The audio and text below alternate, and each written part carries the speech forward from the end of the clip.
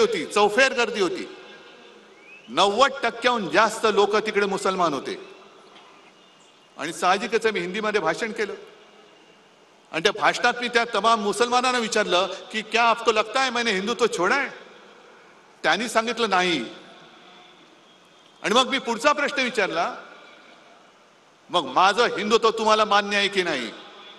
आणि त्यांनी सगळ्यांनी हात वर करून सांगितलं की आम्हाला मान्य आहे, आम्हाला मान्य आहे. कुठे सोडलं मी हिंदुत्व? एक कुठेतरी बातमी छापून आणली त्यांनी आणि उद्धव ठाकरेंनी 92-93 साली जे काही घडलं त्याच्याबद्दल माफी मागितली. कधी माफी मागितली? कोणाकडे माफी मागितली? काय वाटेल ते बोलायचं. पण माफी मागितली हे जर का खरं असेल तर माफी कोणी मागितली होती? माफी उद्धव ठाकरेंनी नव्हती मागितली, माफी अटल बिहारी वाजपेयींनी मागितली होती. आणि जे बाबरी पाडली, it was a terrible mistake, हे उद्धव ठाकरे नव्हते बोलले. उद्धव ठाकरे बोलला नव्हता, लालकृष्ण अडवाणी बोलले होते. मग जा अमित शहा, जा अडवाणी जे आहेत अजून, अटलजींना तर तुम्ही केव्हाच गुंडाळून टाकले, अडवाणींना सुद्धा तुम्ही बाजूला करून टाकले. पण माफी मी नव्हती मागितली. नवाज शरीफच्या वाढदिवसाचा केक उद्धव ठाकरेंना नव्हे तर तुमच्या आत्ताच्या नरेंद्रभाई मोदींनी खाल्ला होता.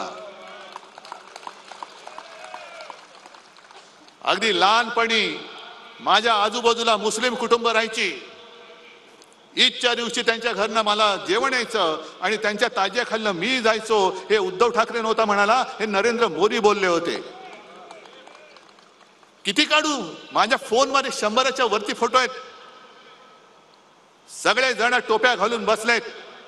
मोहन भागवत मशिदीमध्ये गेले होते, उद्धव ठाकरे गेलेले नाहीत. आणि दगाबाजीचा तुम्ही जो काही उल्लेख केलात, हिंदुत्व तुम्ही आम्हाला शिकवताय. उद्या 26 जानेवारी आहे, प्रजासत्ताक दिन.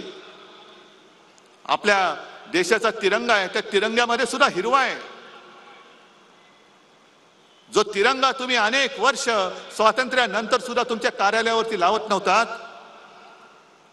आणि तुम्ही जर का आम्हाला हिंदुत्व शिकवत असाल तर आमचा झेंडा हा छत्रपती शिवरायांचा भगवा आहे, ज्याला डाग लावण्याचा तुम्ही प्रयत्न केलात. आम्ही तर देशप्रेमी मुसलमानांना आमचे मानतोच म्हणून तर ते आमच्या सोबत आलेत. पण देशप्रेमी मुसलमानांनी तुमच्या विरोधात आमचं हिंदुत्व मान्य करून आम्हाला मतदान केलं म्हणून तुमच्या पोटात एवढा जर का पोटशूळ असेल आणि तुम्हाला जर का इस्लामचा आणि सर्व देशप्रेमी मुसलमानांचा सुद्धा द्वेष असेल तर अमित शहाना मी जाहीर आव्हान देतोय, तुम्ही तुमच्या भाजपच्या झेंड्यामधला हिरवा काढून दाखवा. तो काढा.